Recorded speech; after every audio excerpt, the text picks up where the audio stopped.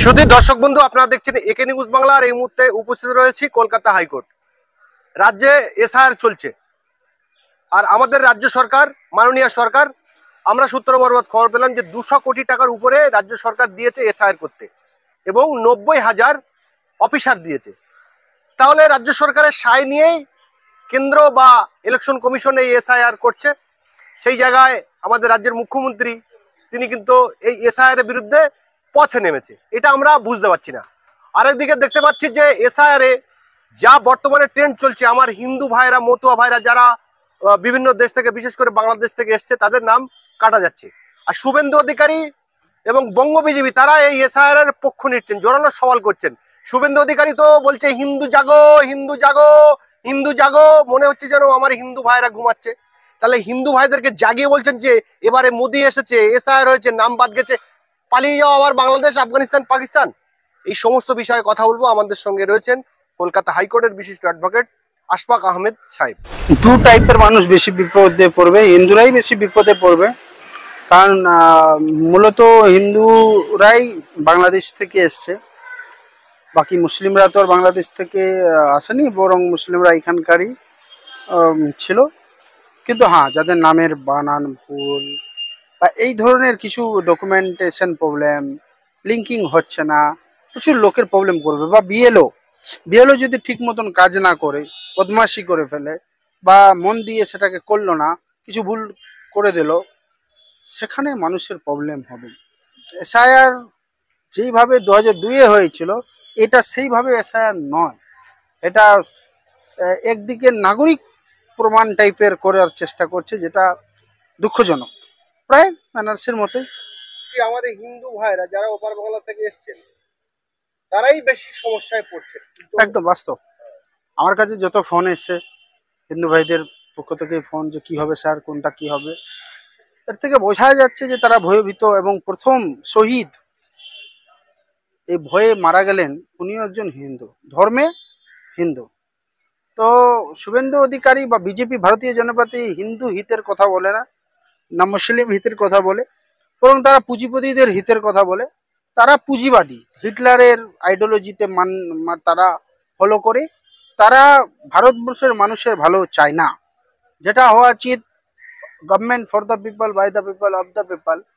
এবং যারা এই ইসে থাকবে তারা সেটা করছে না। তারা মানুষের কে কি করে বিরক্ত করতে হয়, দেশের মানুষকে কি করে তাদেরকে সবসময় ট্রাভেলে রাখতে হয়, কখনো নোটবন্দি, কখনো কি বলবো, বিভিন্ন ভাবে ট্রাভেল কি করে রাখা যায়, মানুষদেরকে কিভাবে জ্বালাতন করা যায়, এই সরকার এটাই শিখেছে। আর এই সরকার একদিকে তো বলছে আমি স্পেশাল এই ইন্টেনসিভের মাধ্যমে স্বচ্ছ করব ভোটার তালিকাগুলো, কিন্তু দেখা যাচ্ছে হরিয়ানাতে, যেটা রাহুল গান্ধীজি খোলাসা করেছে, যে হরিয়ানায় 25 লাখ ভোট চুরি। মানুষের কি গণতন্ত্রের হত্যা হচ্ছে না? মানুষের কি গণতান্ত্রিক ভোট অধিকারের হত্যা হচ্ছে না? সাংবিধানিক অধিকারের হত্যা হচ্ছে না? কি বলবে? সব বেহরা গুঙ্গা হয়ে গেছে, পুরো সিস্টেম কোলাপস করে গেছে। আপনি দেখুন, জাস্টিস সিস্টেম কোলাপস করে গেছে, জাস্টিস সিস্টেম ডিস্ট্রয়েড হয়ে গেছে। মোদিজি সবকিছু পকেটের মধ্যে করে নেওয়ার চেষ্টা করেছে, কিছু করে নিয়েছে। দেখুন, মুখ্যমন্ত্রীর দৃঢ় সংকল্প নেই বিজেপির বিরুদ্ধে, চাইছে এই তারা আরএসএস কে এখানে এস্টাবলিশ করেছে, মুখ্যমন্ত্রী মমতা ব্যানার্জি। তো সেখান থেকে দেখতে গেলে তিনি সম্পূর্ণভাবে ভাওতাবাজি, মানুষকে ভাওতা দিয়ে রেখেছে। মানুষকে যদি বলে দিত যে না, আমরা থামাতে পারবো না এসআইআর কে, তো মানুষ আগে থেকে অনেক কিছু প্রিপারেশন নিতে পারতো। হঠাৎ করে এখন চাপিয়ে দেওয়া হচ্ছে বিনা প্রিপারেশনে। বিএলএরাই জানে না যে কি আছে, তারাই ঠিক মতো ট্রেনিং পায় না। অনেক বিএলএকেও আমি ফোন, তারা জিজ্ঞেস করছে কি, মানে ট্রেনিং পাচ্ছে না, তারা নিজে কনফিউজড। এই রাস্তায় নেমে এসআইআর এর বিরুদ্ধে আন্দোলন করা, এইটা কেমন দ্বিচারিতা? দ্বিচারিতা তো, এটা সম্পূর্ণভাবে দ্বিচারিতা। এটা ইংরেজিতে বলে হিপোক্রেসি। তো হিপোক্রেট এরা, বলে কিছু আর করে কিছু। মানুষকে বোঝা উচিত, যারা বিজেপিকে ভোট দিয়েছেন, যে হিন্দু ভাইরা, আপনারা বুঝুন ওরা হিন্দু হিতের না হিন্দু হিতের বিপরীতে। আমার মনে হয় সরকারকে না হিন্দু হিত দেখা উচিত না মুসলমান, জনগণ সার্বিকভাবে জনগণের হিতের দেখা উচিত। সোশ্যালি মানুষকে আপগ্রেড করার জন্য চেষ্টা করছি, irrespective religion, creed and caste. NDA নামক যে সরকার আসে বর্তমান চলছে দিল্লি সরকার, তারা যখনই আসে মানুষকে তীত বিরক্ত করে দেয়। এই প্রসঙ্গে কি বলবেন আপনি? দেখুন, ভারতবর্ষের মানুষকে বুঝতে হবে যে আপনার সাংবিধানিক অধিকার, গণতান্ত্রিক অধিকার সবকিছু কিন্তু নষ্ট করে দেওয়া হচ্ছে স্লোলি। আপনার ভোট পর্যন্ত চুরি করা হচ্ছে। এইখান থেকে আপনাকে বাঁচতে গেলে এক ঐক্যবদ্ধ আন্দোলন চালাতে হবে এই স্বৈরাচারী সরকারের বিরুদ্ধে। আজ সারা বিশ্বে মানুষ কিন্তু এই যারা ক্যাপিটালিস্ট, যারা আপনার মিলিয়নিয়ার বিলিয়নিয়ার পুঁজিবাদী, যারা কিছু লোকই বড় লোক হতে চায়, বাকি মানুষ গরিব থাকুক। দেখুন না, মানুষ এখন ইনকাম নেই ভালো করে, মানে কি খাবে দাবে, কি করে চলবে, সংসার কি করে চলবে, মানুষ স্থিতিবিরক্ত। তার মধ্যে এই সব কাগজের খেলা। যার বন্যায় ডুবে গেছে সে কি করবে? যার 2002-এ যে ভোট হয়তো দিতে পারেনি কোনো কারণে, সে কি করবে? মানে কোনো উত্তর নেই।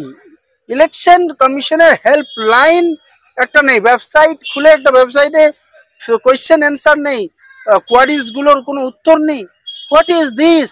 মানুষকে জাগতে হবে, মানুষকে উঠতে হবে, মানুষকে কিন্তু পুরো সিস্টেমটাকে চ্যালেঞ্জ করতেই হবে। চ্যালেঞ্জ করে আবার সিস্টেমকে মানুষই ঠিক করতে পারবে। আজকে দেখুন, শুধু কেন্দ্র সরকার না, জুডিশিয়ারি সিস্টেম, আপনি কোর্টে গিয়েও ন্যায় পাবেন না। পাচ্ছেন কি?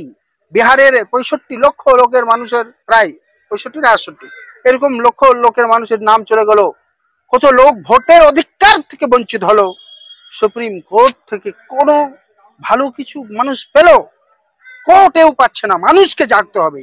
ना तुम्हें कोर्ट देगा, ना तुम्हें कोई सरकार देगा। खुद का अगर तुम्हें चाहिए अधिकार तो तुम्हें खुद के लिए खड़ा होना होगा। তাহলে কি বাংলায় যে 26-এ ভোট আছে এখানেও এরকম 50 লাখের বেশি মানুষ ভোট দিতে পারবে না? একদম চেষ্টাই করা হচ্ছে এটা, কিন্তু মানুষকে সচেতন হতে বলবো। এই 50 লক্ষ যদি ভোট কাটে হুঁশিয়ার জনতা কিন্তু জেগে গেলে ইলেকশন কমিশন কোথায় যাবে? যাওয়ার রাস্তা খুঁজে পাবে না। কাজ নেই, হাতে মানুষের কাজ নেই। পেট্রোল 105 টাকা, তাহলে 20% ইথানল মিশিয়ে দিচ্ছে গডগড়ির ছেলের সব বিজনেস বাড়ানোর জন্য। বিজনেস বাড়ানো হচ্ছে। সেই সব ব্যর্থতাগুলোকে ঢাকে রাখতে মানুষকে কখনো এইটাই মনে করাচ্ছে না যে হিটলার মুসলিমদের মধ্যে যে তুমি বেঁচে আছোই, এইটাই তোমার কাছে অনেক বড়। একদম বাস্তব। এই হিটলারের থেকে বড় হিটলার এই সরকার। মানুষ বুঝুক, মানুষ বুঝুক, মানুষকে নিজের চেষ্টা করতে হবে, নাহলে কেউ বাঁচাবে না। কেন্দ্রে যে সরকার চলছে, বিজেপি সরকার, তারা বলছেন যে ভারতবর্ষে কোনো ধর্মশালা নেই, এখানে যেও সে থাকতে পারবে। এটা একদম সত্যি কথা। আরে সেটা বিদেশি আইডেন্টিফাই করার ডিফারেন্ট ইয়ে আছে, সিস্টেম আছে, সেই সিস্টেমগুলো ফলো করা। সেটা ফলো না করে সবাইকে চ্যালেঞ্জ করে দেবে। বৈধ অবৈধ মানে কোনো অবৈধ কটা আছে? ব্রাজিলের লোক কি করে হরিয়ানায় আসলে, এটা জবাব দিক আগে। ইলেকশন করে যদি ব্রাজিলের মডেল কি করে ভোট দিতে 6 জায়গায় ভোট দিল, 25 লক্ষ ভোট কি করে আসলো, এই জবাব দেবে না? আর এসে মন্ত্রী বলছে, বিজেপির মন্ত্রী এসে বলছে सीरियस इशू पर विरोधी विपक्ष के नेता को बात करना चाहिए। मैं कहता हूं 25 लाख लोगों ने वोट दे नहीं पाया, 25 लाख फेक वोटर बनाया गया। এটা কি সিরিয়াস ইস্যু নয়? Is it not serious issue? Then what is the serious issue? we have to ask this question and people, মানুষ জনসাধারণকে এই প্রশ্ন ছুড়ে দিতে হবে। যদি এটা সিরিয়াস ইস্যু না হয়, ভোটের ইস্যু, তাহলে সিরিয়াস ইস্যুটা কি? ভয় পেলে হবে না, লড়াই করতে হবে। যারা বলছেন যে বিদেশি ভারতবর্ষে কোনো ধর্মশালা নয়, তাদেরই কোলেতে লালিত পালিত হচ্ছে বিদেশিরা। নীতিশ প্রামাণিক বাংলাদেশ থেকে এই দেশে একদম শিখতে এসেছিল, সে এখন কেন্দ্রীয় মন্ত্রী। এদেরকে আগে তো নিষেধ করা, বাংলাদেশে ডিপোর্ট করা উচিত। এইরকম যারা বাংলাদেশি অবৈধ, তারাই সেখানে থাকবে, এটা কোনো কথা হলো? কেন্দ্রীয় মন্ত্রী হয়ে গেছে, লজ্জার বিষয়। বিজেপির হাতিয়ার বাংলাদেশি মুসলমানদেরকে তাড়াতে হবে। আরে বাংলাদেশি মুসলমান নেই, কি করতে বাংলাদেশ থেকে বাংলাদেশি মুসলমান এখানে আসবে? ওখানে ওটা তো মুসলিম কান্ট্রি ঘোষিত, তো ওখান থেকে বাংলাদেশি মুসলমানরা এখানে কি করতে আসবে? ঘাস কাটতে?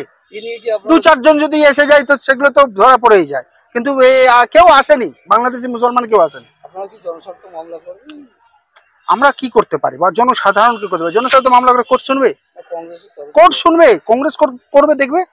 আমি কংগ্রেসের হয়ে বলতে পারবো না, আমি তো কংগ্রেস অবশ্যই চেষ্টা করবে, আমরা স্যারের করেছি।